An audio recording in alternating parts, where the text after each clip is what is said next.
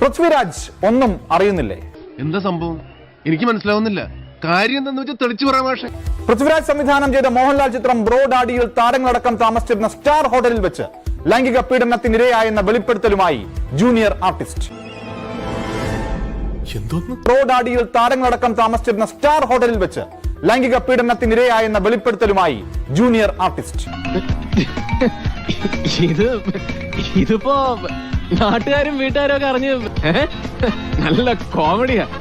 സിനിമയുടെ അസിസ്റ്റന്റ് ഡയറക്ടറായ കൊല്ലം സ്വദേശി മൻസൂർ റഷീദ് മയക്കുമരുന്ന് കലർത്തിയ ശീതളപാനീയം നൽകി മയക്കി ലൈംഗിക പീഡനം നടത്തിയെന്നാണ് ഇവരുടെ ഞെട്ടിക്കുന്ന തുറന്നു പറച്ചിൽ. ആളെ നാണം കെടുത്തിയിട്ട് നാട്ടുകാർക്ക് മുഴുവൻ ചിരിക്കാനുള്ള വകയുണ്ടാക്കിയിട്ട് വന്ന് നിൽക്കുന്നുണ്ടല്ലേ രപ്പൻ.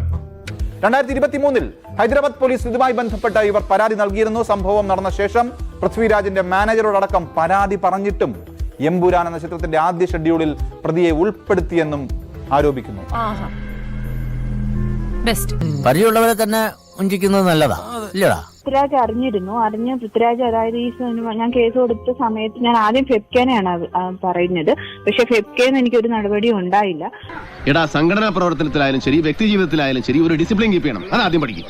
ഈ ഹേമ കമ്മിറ്റി റിപ്പോർട്ടും നടിമാരുടെയൊക്കെ വെളിപ്പെടുത്തലൊക്കെ വന്നപ്പോൾ, ഈ വിവാദങ്ങളൊക്കെ വന്നപ്പോൾ പൃഥ്വിരാജ് പറഞ്ഞ വാക്കുകളുണ്ട്. അതിലേക്ക് ഒരിക്കൽ കൂടി ഇവിടെ മോല് കണ്ടോ, ഇതാ ഹൈലൈറ്റ്.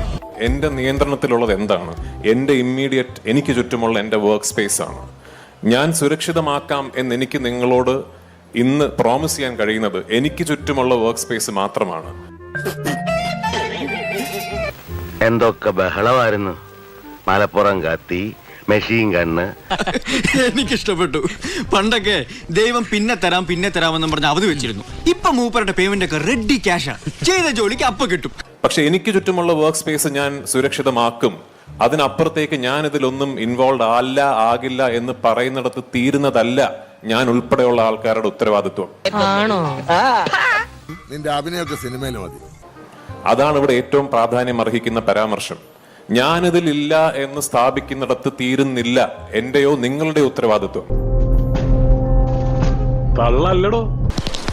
അന്ന് 3 പേരെ വിളിച്ചത് ഇന്ന് ഒരാളുടെ വിളിപ്പിക്കല്ലേ. പൃഥ്വിയുടെ നിയന്ത്രണത്തിലുള്ള വർക്ക് സ്പേസിലാണ് ഇതൊക്കെ സംഭവിച്ചതെന്നതാണ് അതിഗുരുതരമായ ആരോപണം. ലുക്ക് ഉണ്ടെന്നേ ഉള്ളൂ, ഞാൻ വെറും ഊളയാണ്. അത് മനസ്സിലായി. വേദന മോനെ, ഇപ്പൊ ഞങ്ങൾക്ക് എന്തും പറയാം. സ്വന്തം സെറ്റിൽ നടന്ന സ്വന്തം സംവിധാന ടീമിലുണ്ടായിരുന്നവരുടെ ഈ ക്രിമിനൽ പ്രവർത്തനം അവർക്ക് നേർക്കൊക്കെ കണ്ണടച്ചിട്ടാണോ മറ്റു കാര്യങ്ങളിലൊക്കെ കണ്ണു തുറന്ന താരം പ്രതികരിച്ചത്? എന്റെ കാര്യം ആലോചിച്ചിട്ട് ചിരിയും വരുന്നുണ്ട്, കരച്ചിലും വരുന്നുണ്ട്. ചന്ദ്ര, എനിക്കൊരു സോഡ വാങ്ങിച്ച. തൽക്കാലം ഇത്രയും മതി.